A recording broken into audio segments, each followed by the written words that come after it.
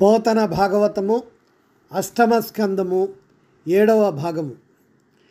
వాలుగంటివాడి వాలారు జూపుల సూలి ధైర్యమెల్లగోలుపోయి తరలేరుగలేక మరచె గుణంబుల నాలి మరచె నిజగణాలి మరచే.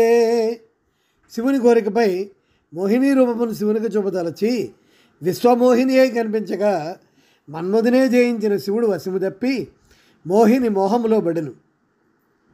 జగన్మోహిని యొక్క వాడి అయిన వాలుచూపులకు వామదేవుడు తట్టుకొనలేక ధైర్యాన్ని స్థైర్యాన్ని కోల్పోయిన వాడై ఇచ్చటినే ఉన్న పార్వతీదేవియు ప్రమద గణాలను ఉన్న విషయమునే మరిచి మోహిని వెంట పరుగులెత్తెను. కాము గెలువవచ్చు గాలారిగా వచ్చు మృత్యుజయము కలిగి మెరయవచ్చు నాడు వారి చూపుటంపర గెలువంగా వశముగాదు త్రిపుర వైరికైనా. కాముని గెలవచ్చుగాక, యముని అణిచివుండుగాక, మృత్యుంజయుడే శోభిల్లవచ్చుగాక, కానీ స్త్రీల యొక్క చూపు బాణాలను గెలుచుటకు ఆ త్రిపుర సంహారికైనా హరుణకైనా సాధ్యపడునా? ఎలబిందైచ్చుల నాడు రూపమున మోహింపించి పీయూషముంజలిత పన్నులకున్ సురోత్తముల గుంజక్కన్ విభాగించి నిర్మల రేఖన్ విలసిల్లు శ్రీ విభుని దన్మయావధూరూపముందలతున్ మృక్కుదునాత్మలోన దురితధ్వాంతోగ్రదీపంబుగన్.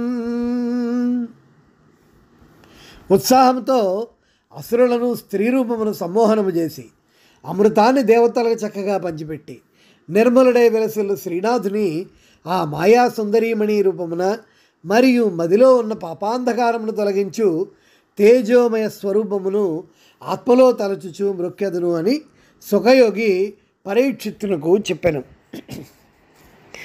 కనియన్ పుణ్యజనౌకమున్ విగత రోగ స్వప్న పీడాన్నఖాదన సంశోకము పుష్ప పల్లవ ఫలోద్ధామద్రుమానీకమున్ స్వనితోధూత పతాకమున్ బ్రివిచరైద్వామానికానీకమున్ ఘనగంగా సలిలైకమున్ మఘవయుక్త శ్రీకమున్నాకమున్. బలిచక్రవర్తి ఇంద్రలోకంపై దండెత్తి వెళ్ళినప్పుడు చూచిన దృశ్యము. పుణ్యజనుడు చేరుకులోకం ఇది. ఇచ్చట రోగాలుండవు, స్వప్న పీడలుండవు, అన్నము భుజించడై ఉండదు, శోకములుండవు. ఈ లోకములో చిగురాకులతోనూ ఫలపుష్పాలతోనూ ఎత్తుగా ఎదిగిన వృక్ష సంపత్తోనూ ఎత్తుగా ఎగురవేయబడిన పతాకముతోనూ ఆకాశములో విమానాలలో విహరించు దేవతానీకముతోనూ పవిత్ర నదితోనూ ఇంద్ర వైభవంతోనూ కూడిన సుందరమైన స్వర్గమును గాంచెను.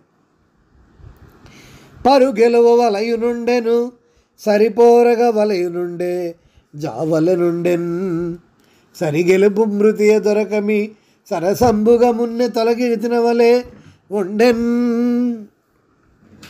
బలిచక్రవర్తి దండెత్తిరాగా ఇంద్రుడు గురువైన బృహస్పతి సలహా కోరాడు. బృహస్పతి ఇలా చెప్పాను: దేవరాజా, శత్రువును ఒంటరిగా ఎదుర్కొని పోరవలేను, సమాప్తమగు వరకు పోరవలను, అట్లు కానిచో చావవలను. విజయము కానీ మరణము కానీ లభించదని తోచినప్పుడు నిస్సంకోచముగా మొదటనే తొలగిపోవలను. ఎండ కన్నెరుగని ఇంద్రుని ఇల్లాలు పలు పంచలను జాలిబడి అనేడు త్రిభువన సామ్రాజ్య విభవంబు గోల్పోయి దేవేంద్రుడు అడవుల తిరిగెనేడు. కలిమిగారాపు బిడ్డలు జయంతాదులు శబరార్భుగుల వెంట జనిరి నేడు. అమరులకు ఆధారమౌన అమరావతి అసురుల కాట పట్టయ్యనేడు. బలి జగముల నెల్ల బలియుచున్నాడు వాని గెలువరాదు వాసవునకు. యాగభాగమెల్ల తడాహరించెను కలుడు సురలకొక్కడియు నీడు. అమరావతిని బలి ఆక్రమించగా దేవతలందరూ ఎక్కడెక్కడో తలదాచుడికి పారిపోగా దేవమాత అయిన అదితి భర్త అయిన కశ్యపునితో ఇలా అనను: నాథ, అంతఃపురము నుండి ఎన్నడూ బయటకు వచ్చి ఉండిన ఇంద్రసతి జాలిగా పలు పంచలలో తలదాచుకుంటున్నది. ముల్లోకముల సామ్రాజ్య వైభవాన్ని పోగొట్టుకుని దేవేంద్రుడు అడవుల పాలయ్యాడు.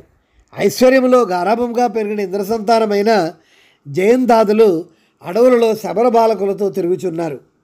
అమరుల స్థావరమైన అమరావతి ఇప్పుడు అసురులకు ఆటబట్టయింది. బలి ఇప్పుడు జగముల నేలుచు శక్తిమంతుడయ్యాడు. వారిని ఇప్పుడు ఇంద్రుడు గెలవలేడు.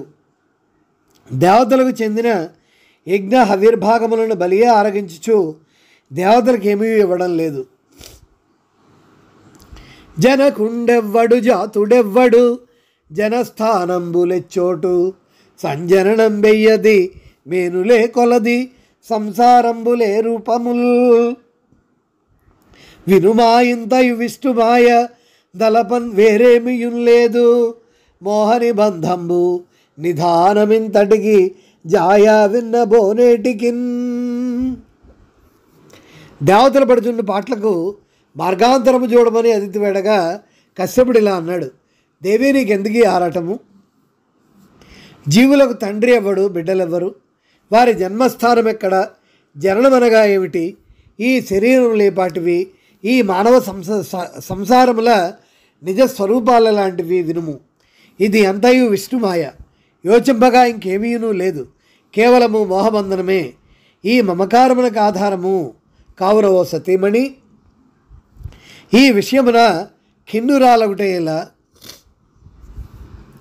అసురవరులు సురలనదిరించి బెదిరించి నాకమేలుచున్న నాటి నుండి కన్నగడుపుగాన కంటగూరుకురాదు కడుపు ప్రొక్కు మాన్పి కావవయ్యా.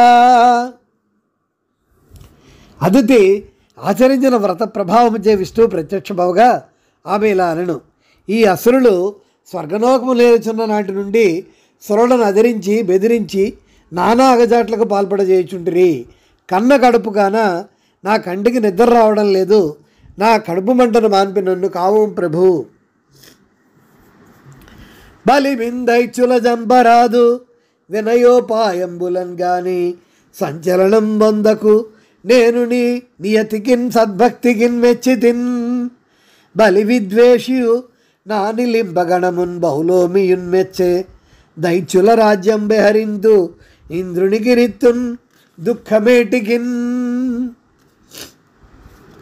శ్రీ మహావిష్ణువు అదితితో ఇట్లనెను: అదితి, దానవులను బలప్రయోగముచే ఇప్పుడు చంపవలను పడదు, వినయోపాయముచే మాత్రమే అణచవచ్చును. కావున నీవు అలజడి చెందవలదు.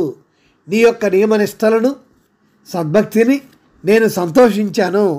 ఇంద్రుడు, ఇంద్రాణియు, దేవతాగణములు మెచ్చుకునేటట్లుగా నేను దైత్యుల రాజ్యాన్ని హరించి ఇంద్రునికి ఇస్తాను. ఇంకా నీకు దుఃఖం ఎందుకు? ఏలిందు దివం సురలను బాలిందు మహేంద్ర యువతి భాగ్యశ్రీలన్ దూలిందు దానవుల నిర్మూలిందు రిపు ప్రియాంగముల భూషణముల్. దేవతలు పూర్వం వలె స్వర్గలోకమున వెళ్ళినట్లు చేసేదను. ఇంద్రాణి అయిన శచీదేవికి పూర్వపు సిరి భాగ్యములను పొందినట్లు చేసేదను. దానవుల అంగాలను భూషణములను తొలగించి వారిని నిర్మూలించేదను.